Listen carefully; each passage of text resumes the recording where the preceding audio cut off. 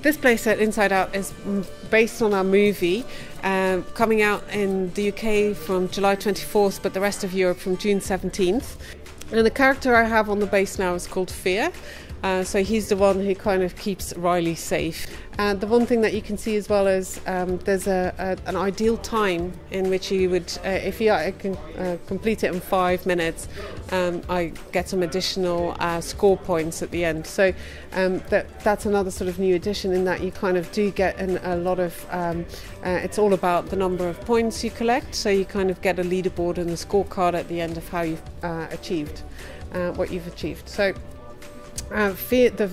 all these balloons will give you extra score points, so I'm trying to collect as many balloons as possible, and they also unlock sparks. So as with previous iterations, you want to unlock sparks to kind of obtain your health, but also to be able to upgrade your skill tree with each of the characters.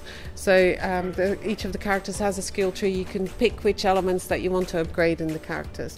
And there's also the special move sparks. So each of the characters have their own special moves based on what they kind of are good at. So let me see, this is the Fear one. What we're trying to do now in this 3D level is actually just finding the entrance to what is called Imaginationland. So Imaginationland is really where all the dreaming happens. So, you know, with daydreaming or nightmares, etc. So we can kind of make sure that she's not having any bad nightmares because of the horror channel that she was watching. In the playset pack, yes, you get a couple of characters, is that right? In the playset pack, you get Joy and Anger. So Joy's special skill is because she's so happy she can jump very high. Or higher, and she's also very she kind of stays a little bit longer airborne, and then you can see what she's like. So as you can see, she's very light and nimble on her feet, and just kind of go up. And then Anger can walk on lava. We're kind of showing single player, but everything is 2-player co-op as well, and it's great from that perspective, again for a family audience, to have that sort of 2-player option available. And as you can sort of see, there is it's much more about platforming, much more than any combat.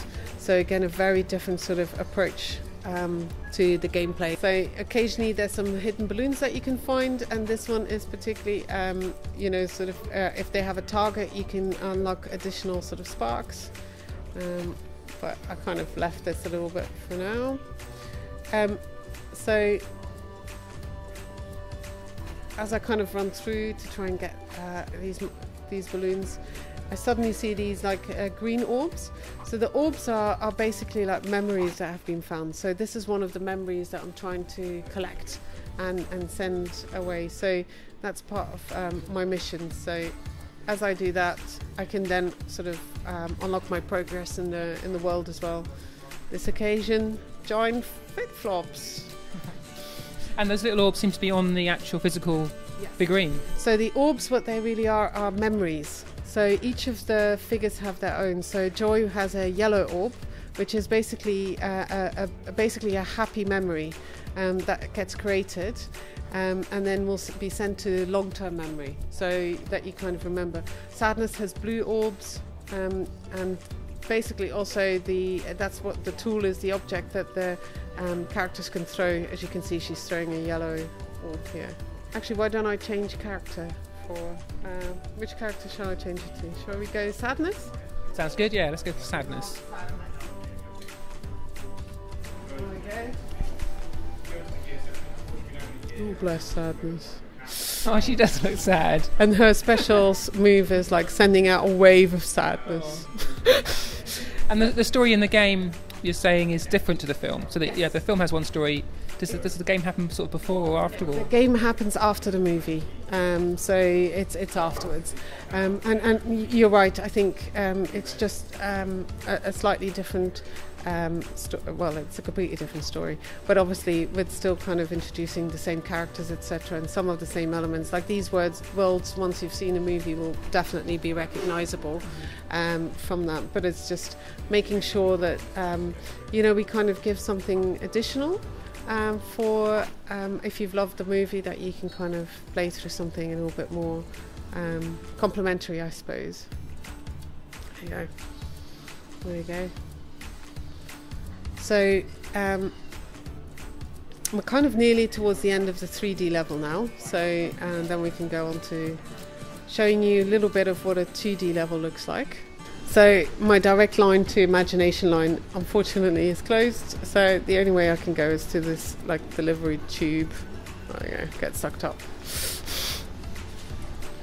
And here you will see that this is the leader board skill. So you get my total score on the number of balloons I've collected, and then also see if I have a time bonus. My time target was 5 minutes, but I did it in 8 minutes, so I didn't get an additional time bonus. We were talking at the same time. We forgive you. Exactly. Excellent. This is the nice part as well, I find, because if you're not that skilled a game player, you can just go straight through, but there are still sort of like little Easter eggs where you can go up and try and find different sort of locations for the balloons, etc.